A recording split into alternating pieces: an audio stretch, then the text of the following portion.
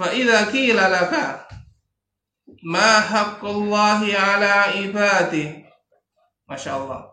Ya. Apa hak Allah atas hamba-hambanya? Fakul, maka jawab, haqqullahi ala ibadihi ayya'buduhu wa la yusyriku bihi syai'a. Masya Allah.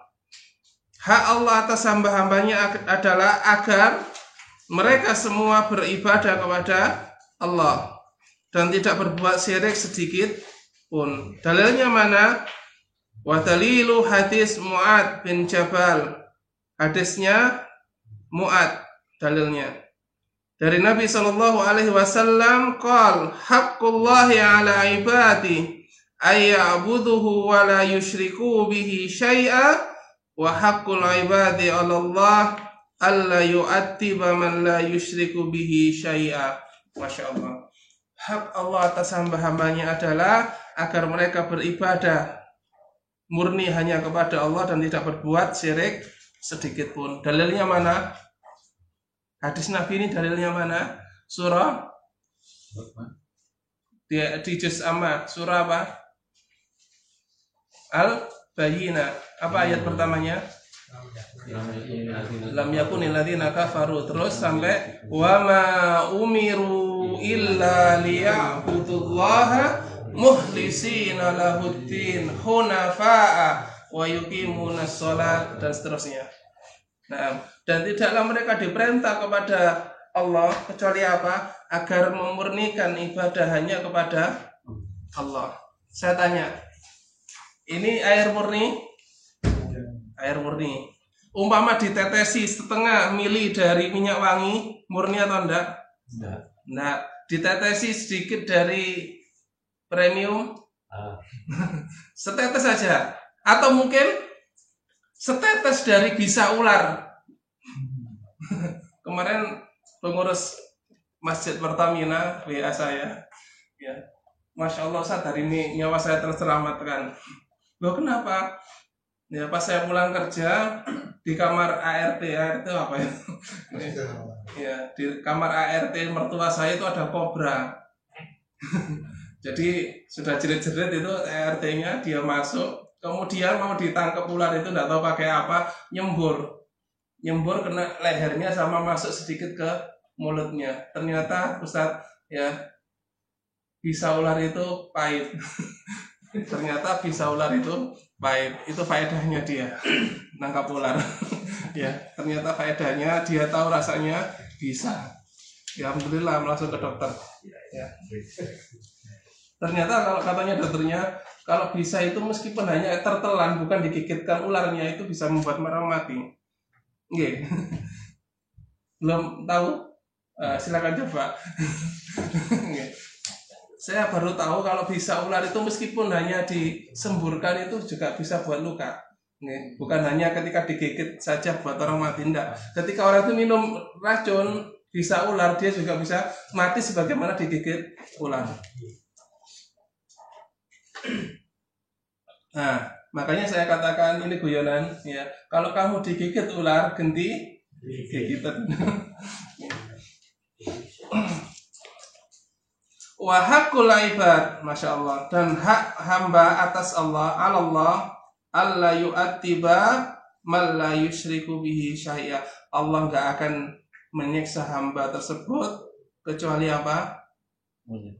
Ya, kecuali menyekutukan Allah. Selama hamba itu tidak menyekutukan Allah, maka Allah tidak akan menyiksa satu kaum.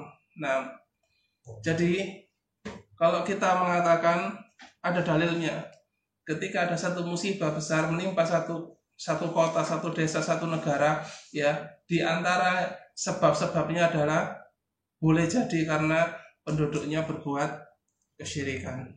Pertanyaannya mungkin yang muncul, lo Amerika itu, lo orang-orang kafir itu, ya, kok nggak disiksa? Saya katakan, ya, wa kadzalika ayyam nudawiluha bainan nas, bahwasanya hari itu Allah pergelirkan di antara manusia. Saya tanya, yang ikut ujian, yang ikut sekolah latihannya lebih keras atau lebih ringan dari yang tidak ikut sekolah? Kalau jenengan ikut paramiliter, ya latihan militer, yang cuma nonton di sebelah lapangan atau yang ikut paramiliter tadi atau yang ikut lomba umpama sepak bola, yang paling ngos-ngosan siapa? Yang ikut lomba, yang ikut latihan. Karena apa? Yang paling besar ujiannya bukan orang kafir. Sebagian orang mengatakan, kemarin ada orang yang bertanya kepada saya, kenapa ujiannya orang-orang beriman itu lebih besar daripada ujian orang kafir? Ya. Yang pertama saya katakan itu dusta. Kenapa dusta? Karena orang kafir dan orang Islam sama-sama diuji.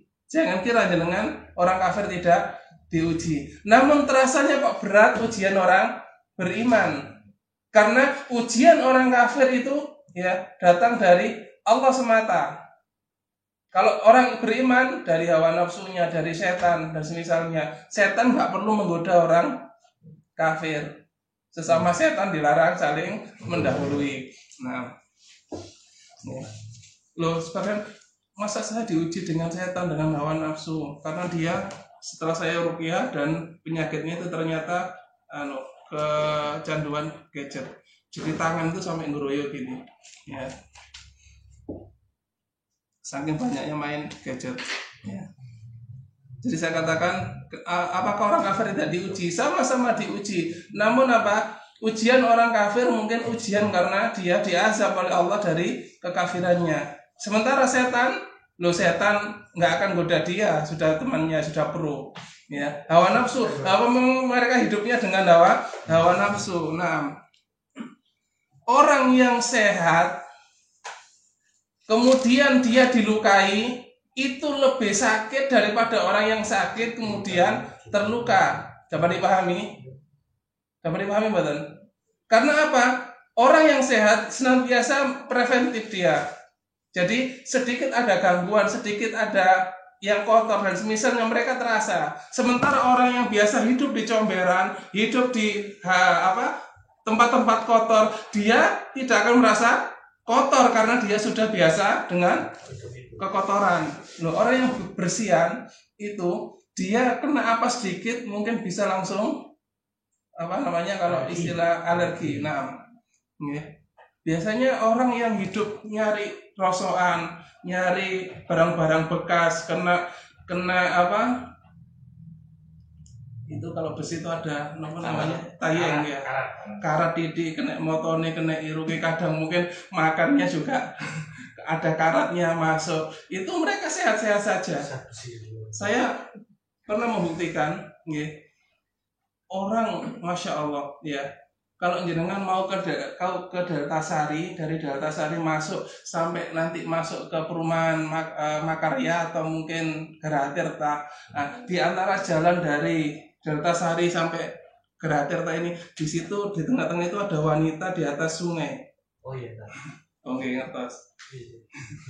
Jenengan masya Allah mandi makan di situ, ya buang kotoran di situ. Terus kencing juga di situ, mungkin ya dia makan sama kencingnya juga mungkin. Tapi yang pertanyaannya, kenapa orang gila itu jarang sakit? Imunnya lebih kuat. Jadi daripada panjenengan yang tanda kutip sok sehat. Kalau kita yang sok sehat ini ya, kena apa didik langsung sakit. Nah, seharusnya yang kena corona pertama orang seperti itu harusnya. Ya sudah nggak pernah bersihan, bahkan mungkin nggak pernah mandi. Ya, demikian juga gambaran dengan orang beriman sama orang kafir. Kenapa orang kafir itu kok seakan-akan nggak diuji hidupnya? Karena mereka sudah di dalam ya ujian berat gitu. Jadi sudah hawa nafsu, sudah setan bersama setan, maka nggak kerasa dengan ujian. Sementara kita jauh dari hawa nafsu Allah mengatakan ya bahwasanya dunia ini adalah penjara bagi orang beriman. Makanya ya orang Islam melakukan dosa sedikit terasa karena imannya yang mengusik. Ini ada yang error.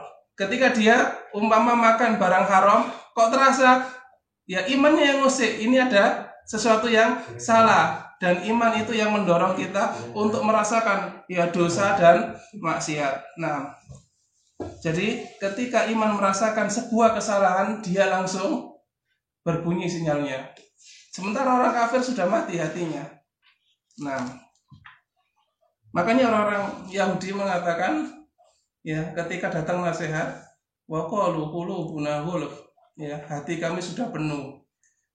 Ya, penuh dengan apa? Ilmu, kata mereka. Maka Allah membantah, ya, wa qalu qulubuna ghulf bal taba Allahu ala qulubihim. Bahkan Allah telah menutup hati mereka. Itu bukan karena banyak ilmu kamu nggak mau nasihat itu, karena apa? Memang Allah sudah menutup hati kalian. Nah, kembali pahami ya perbedaan antara orang Islam dengan orang kafir. Orang kafir biasa hidup dengan riba, dengan hal-hal haram. Maka mereka ketika ada hal haram nggak terasa apa-apa mereka. Tapi orang Islam sedikit aja makan haram umpama, ambil hak orang lain di jalan umpama, dia akan terasa sinyal hatinya, sinyal imannya mengetuk hatinya. Ya iki salah gitu. Jadi kalau jenengan berbuat salah kemudian hati jenengan ya mensinyali diri jenengan iki salah, maka insya Allah itu ada iman pada diri